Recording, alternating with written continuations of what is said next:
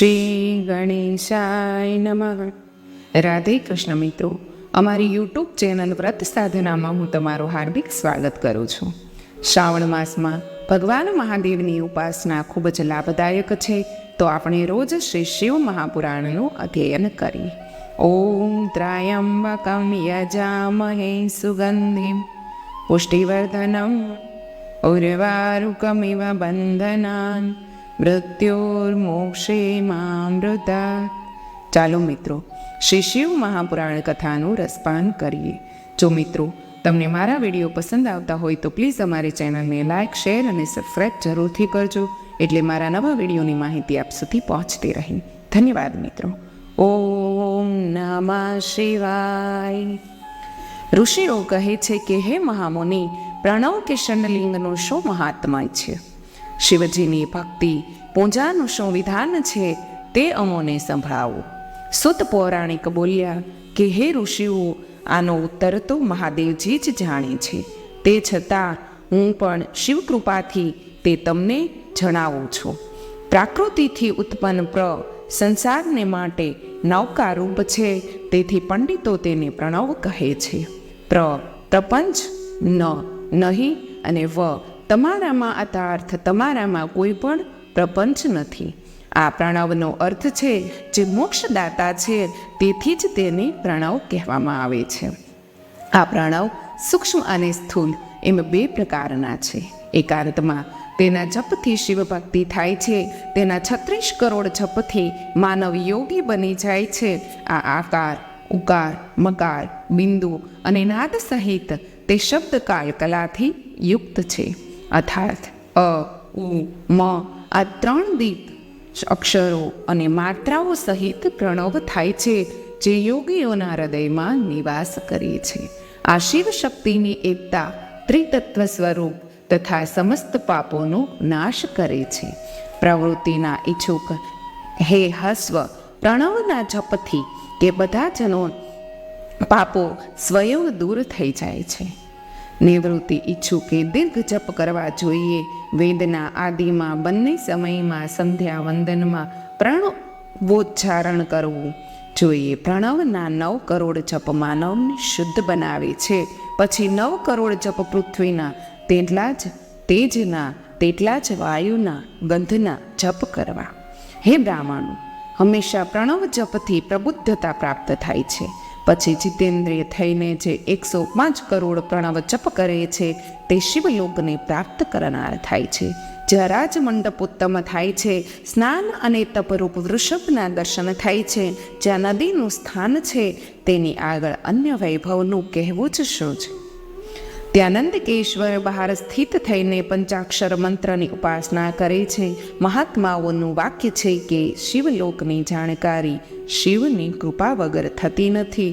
જે બ્રાહ્મણ ગુરુની શિવ પંચાક્ષર મંત્રને પ્રાપ્ત કરીને તેના 5 લાખ જપ કરે, તેના આયુષ્યમાં વધારો થાય છે. સ્ત્રી સ્ત્રીપણામાંથી મુક્તિ મેળવે છે. ક્ષત્રિય ક્ષત્રિયપણામાંથી મુક્તિ મેળવી બ્રાહ્મણ થાય છે અને ફરીથી મુક્તિ મેળવે છે. વૈશ્ય વૈશ્યત્વમાંથી મુક્તિ મેળવી ક્ષત્રિય થાય છે અને તે બ્રાહ્મણ કહેવાય છે, અને તે શુદ્ધ થાય છે, કારણ કે તે જ મંત્ર શિવ સ્વરૂપ છે. તેને ધારણ કરનાર શિવસ્વ રૂપ બની જાય છે. જે જેટલા કર્મપૂર્વક શિવ મંત્રનો જપ કરે છે, તેના દેહમાં તેટલી સાન્નિકટતા પ્રાપ્ત થાય છે, એમાં કોઈ સંદેહ નથી.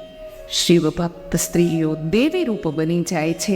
તેઓ જપના પરિણામે તેમના શરીરમાં ભગવતીની સમેકતા પ્રાપ્ત કરે છે. શિવજીની પૂજાથી વિદ્વાન જ્ઞાન મેળવે છે, આનંદ મેળવે છે. શિવલિંગની પૂજા શિવ શક્તિઓની પૂજા છે.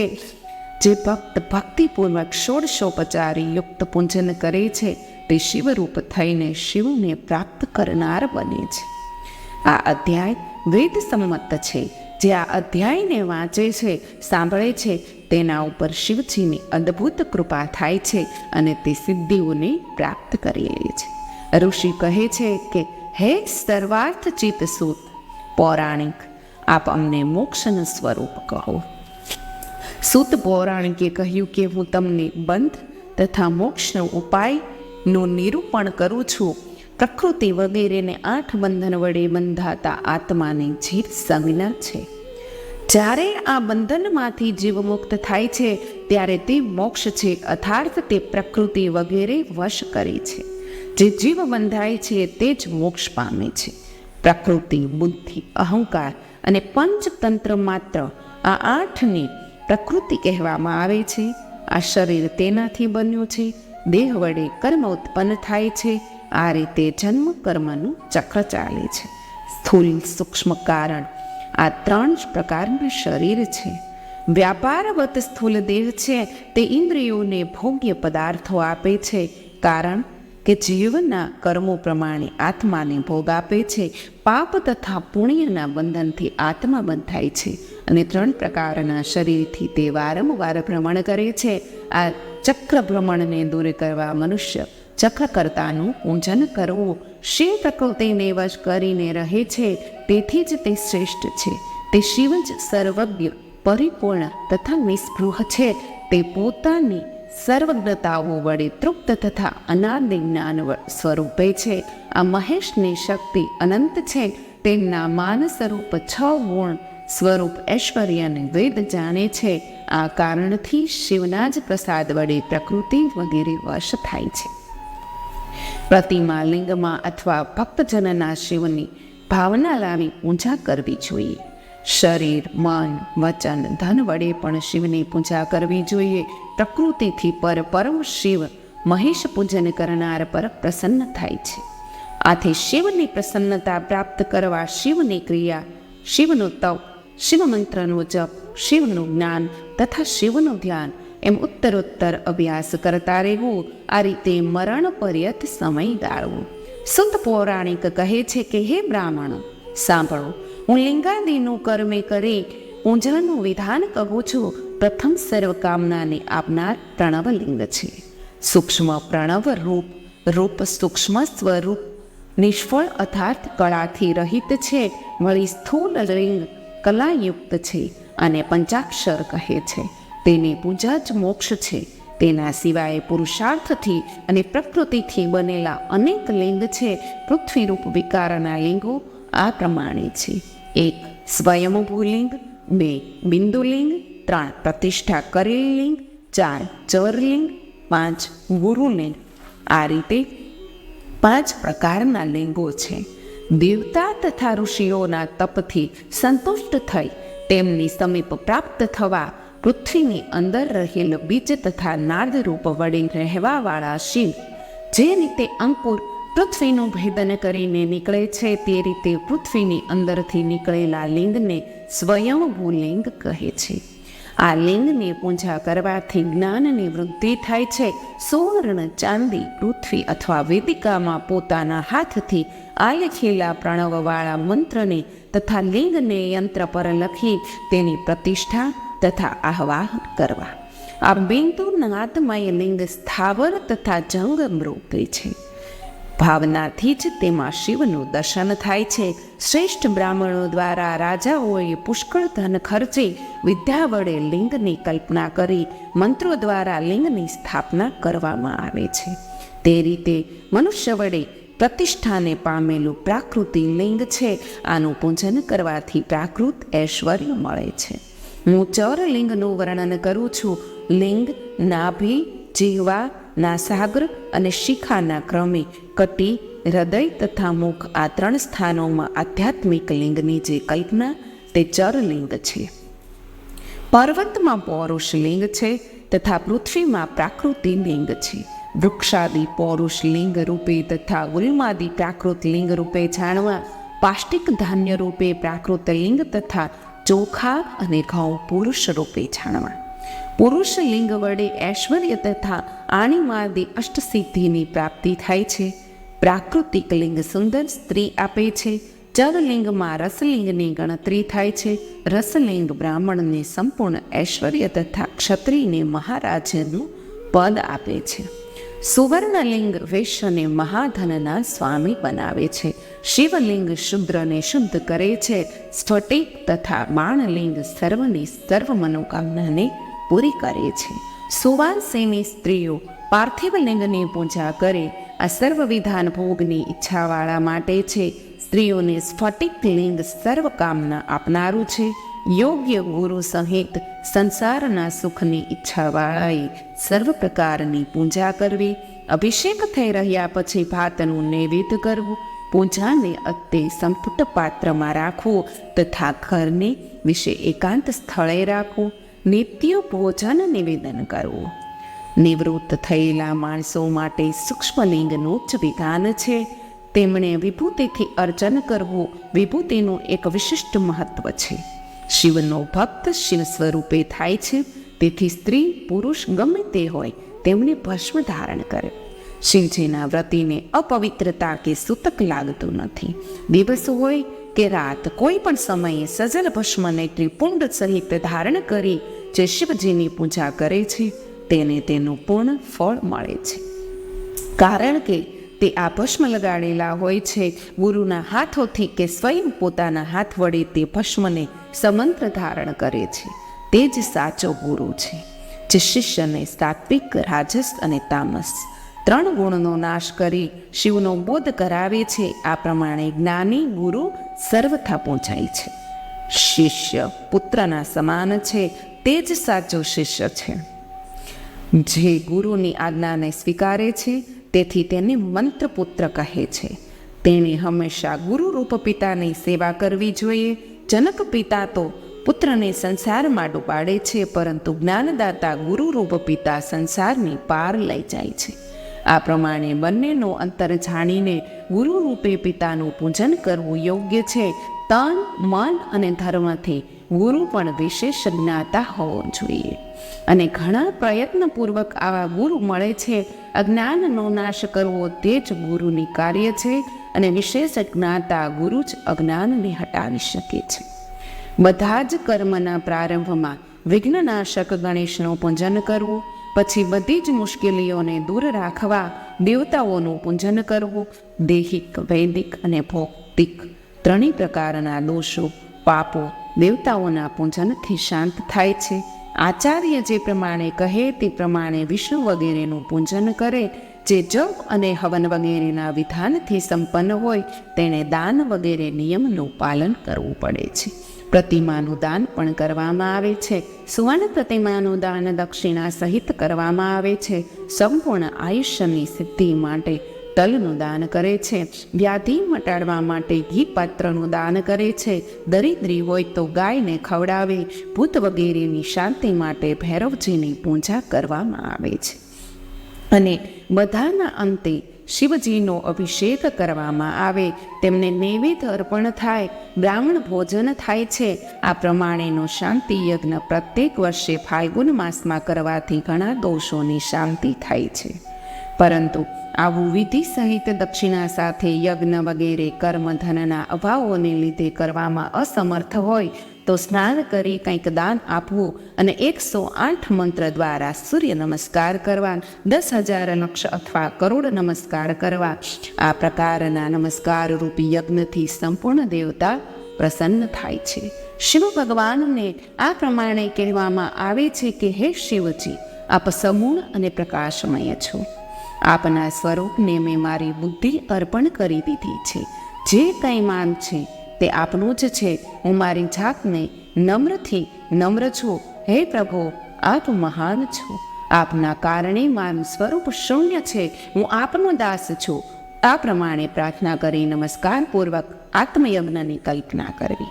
શિવ ધર્મમાં પ્રદક્ષિણા સર્વથી શ્રેષ્ઠ છે. ક્રિયાથી યુક્ત જપરૂપ પ્રણવ જ પ્રદક્ષિણા છે. જન્મ અને મરણ માયા ચક્ર છે અને એને જ શિવનું બલિપીઠ કહે છે. બલિપીઠનો પ્રારંભ કરીને પ્રદક્ષિણાના કર્મથી નમસ્કાર દ્વારા આત્મસમર્પણ કરવામાં આવે. એટલે કે જન્મ અને મરણ બંનેને શિવની માયામાં અર્પણ કરે. તેથી આત્મા જન્મ મરણમાંથી મુક્ત થાય છે. જ્યાં સુધી શરીર ક્રિયાને આધીન છે ત્યાં સુધી વૃદ્ધ થવાથી એ જીવ કહેવાય છે. અને સ્થૂલ, સૂક્ષ્મ કારણ આ 3 શરીરને વશમાં કરનારને મુક્ત કહેવામાં આવે છે.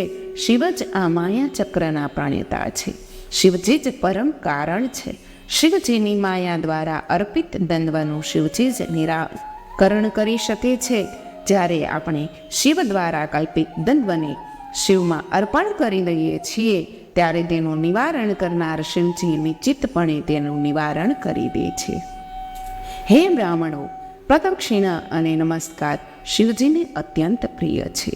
જે પરમાત્મા શિવની ષોડશોપચારથી પૂજા, નમસ્કાર, પ્રદક્ષિણા કરે છે તે મહાન ફળને પ્રાપ્ત કરનાર થાય છે. પૃથ્વીમાં એવું કોઈ પણ પાપ નથી જે પ્રદક્ષિણાથી નાશ ન પામતું હોય.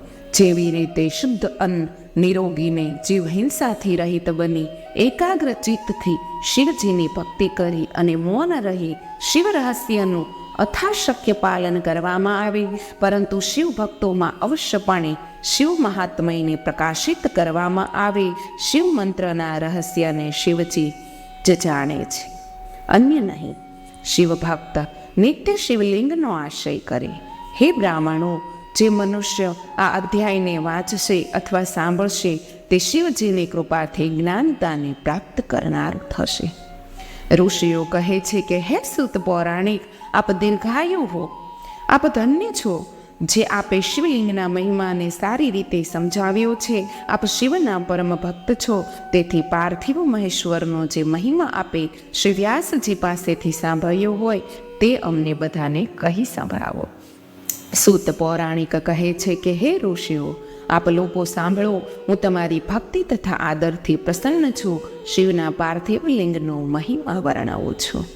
હે વિપ્રો, બધા જ લિંગોમાં જો શ્રેષ્ઠ હોય તો પાર્થિવ લિંગ છે, જેના પૂજનથી લોકો સિદ્ધ બન્યા છે. બ્રહ્મા, વિષ્ણુ અને કેટલાય ઋષિઓના મનોરથો પાર્થિવ લિંગની પૂજાથી સિદ્ધ થયેલા જાણ્યા છે. સતયુગમાં રત્નનું, ત્રેતાયુગમાં સુવર્ણનું, દ્વાપરમાં પારાનું અને કળિયુગમાં પાર્થિવ લિંગ સર્વશ્રેષ્ઠ છે. પાર્થિવ મૂર્તિના અનન્ય પૂજનથી તપ કરતાંય વધુ ફળની પ્રાપ્તિ થાય છે. તેમજ બધા લિંગોમાં પાર્થિવ શ્રેષ્ઠ છે, તે જ આરાધ્ય છે, પૂજનીય છે. બધા જ વર્ણોમાં બ્રાહ્મણ શ્રેષ્ઠ છે, બધી જ પુરીઓમાં કાશી શ્રેષ્ઠ છે. બધા જ વ્રતોમાં શિવરાત્રિ ઉત્તમ વ્રત છે. અને જેમ બધી શક્તિઓમાં દેવી શક્તિ શ્રેષ્ઠ માનવામાં આવે છે, તે જ રીતે લિંગોમાં પાર્થિવ લિંગ સર્વશ્રેષ્ઠ છે. પાર્થિવ લિંગની પૂજાથી વધીને કોઈ પણ અન્ય દેવતાની પૂજા, સ્નાન, દાનાદિ વ્યર્થ છે. પાર્થિવ લિંગનું આરાધન પવિત્ર, પૂર્ણરૂપ, ધન તથા આયુની વૃદ્ધિ કરનારું છે. તુષ્ટિ, પુષ્ટિ, લક્ષ્મીને આપનારું તથા કાર્ય સાધક છે. જે પાર્થિવ લિંગની શુભ વેદીનું પૂજન કરે છે તે જ આ લોકમાં ધનવાન અને શ્રીમાન બનીને અંતમાં રુદ્રલોકમાં જાય છે. જે પાર્થિવ લિંગ બનાવી નિત્ય શિવજીનું જીવન પર્યત પૂજન કરે છે તે શિવલોકનો ભાગી થાય છે તથા અસંખ્ય વર્ષો સુધી ત્યાં રહીને શિવલોકમાંથી પાછો ફરી ભારતખંડનો રાજા થાય છે. નિષ્કામ ભાવનાથી જે હંમેશા પાર્થિવ લિંગનું પૂજન કરે છે તેને સાયુજ મુક્તિ મળે છે. જે તે પ્રમાણે નથી કરતો તે કઠિન દુઃખ ભોગવે છે. સૂતજી કહે છે કે હવે વૈદિક ભક્તોને માટે પાર્થિવ પૂજનનો વિધિ હું કહું છું, જે મુક્તિદાયક છે. વેદ સૂત્રોની વિધિ પ્રમાણે સ્નાન વગેરે કર્યા પછી વિધિપૂર્વક સંધ્યા વંદન કરવું, પછી બ્રહ્મયજ્ઞ, પછી તર્પણ, પછી નિત્ય કર્મનો આરંભ કરવો. શિવ સ્મરણ સાથે પ્રથમ રુદ્રાક્ષ અને ભસ્મ ધારણ કરી લેવું. ત્યારબાદ ભક્તિ નિષ્ઠ બની વેદોક્ત વિધિપૂર્વક પૂજા કરવી. કોઈ નદીના કિનારે, પર્વત ઉપર કે જંગલમાં શિવાલય કે પવિત્ર દેશનો આશ્રય કરી પાર્થિવ પૂજન કરવું યોગ્ય છે. શુદ્ધ સ્થાનની પવિત્ર માટીને પ્રયત્નપૂર્વક લાવી સાવધાન થઈ શિવલિંગની પૂજા કરવી જોઈએ. મૃત્તિકાને જલથી શુદ્ધ કરી ધીરે ધીરે તેનો પિંડ બનાવવો. પછી વેદ માર્ગ દ્વારા સુંદર પાર્થિવ લિંગ બનાવવું. નમઃ શિવાયના મંત્રથી પૂજન સામગ્રીનું શોધન કરવું. હે બ્રાહ્મણો, આ સિવાય એક સાધારણ વિધિ પણ છે.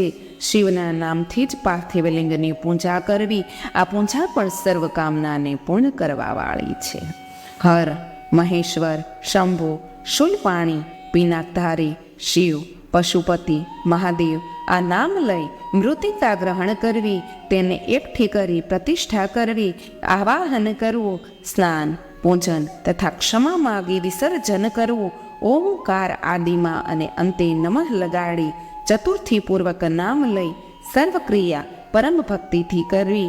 આ પ્રમાણે ગુરુ દ્વારા આપવામાં આવેલા પંચાક્ષરી મંત્રનો વિધિપૂર્વક જપ કરવો. બુદ્ધિમાન વ્યક્તિ અનેક પ્રકારની શત્રુદ્રિયનો પાઠ કરતી રહે. પછી હાથમાં અક્ષત અને પુષ્પ લઈને ભક્તિથી પ્રચંડ સિદ્ધ થઈ અનેક પ્રકારે ભગવાનની પ્રાર્થના કરવી કે હે શિવ, આપના ગુણોને જાણનારો, આપમાં ચિત્ત રાખવાવાળો હું આપનો જ છું. હે કૃપાનિધાન, હે ભૂતનાથ, એવું જાણીને મારા ઉપર કૃપા કરો.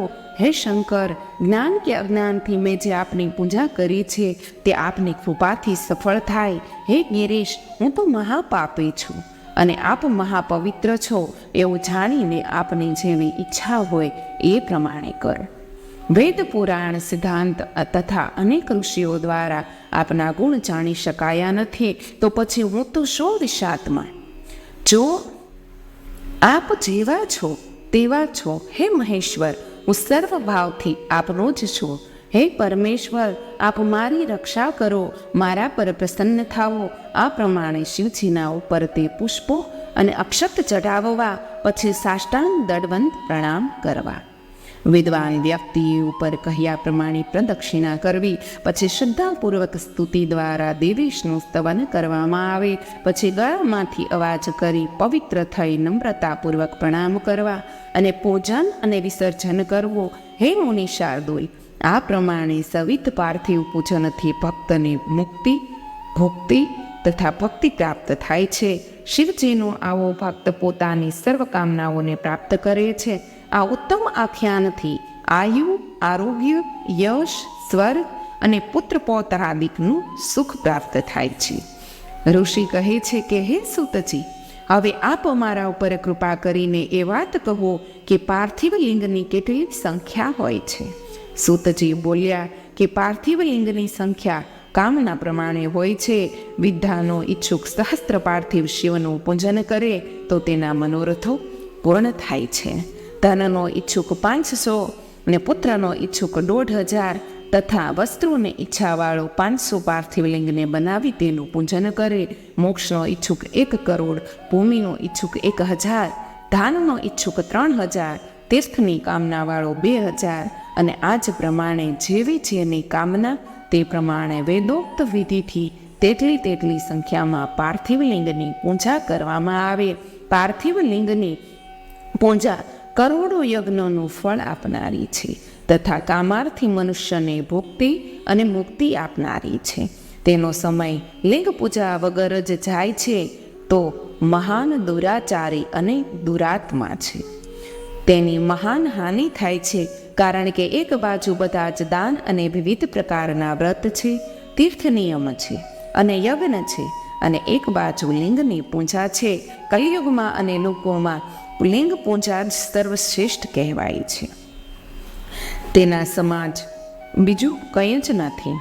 આ જ શાસ્ત્રનો નિયમ છે. ભુક્તિ મુક્તિ આપનાર શિવલિંગ અનેક આપત્તિઓમાંથી બચાવે છે. તેને નિત્ય પૂજનાર વ્યક્તિ શિવજીની સાયુજ્ય મુક્તિને પ્રાપ્ત કરે છે.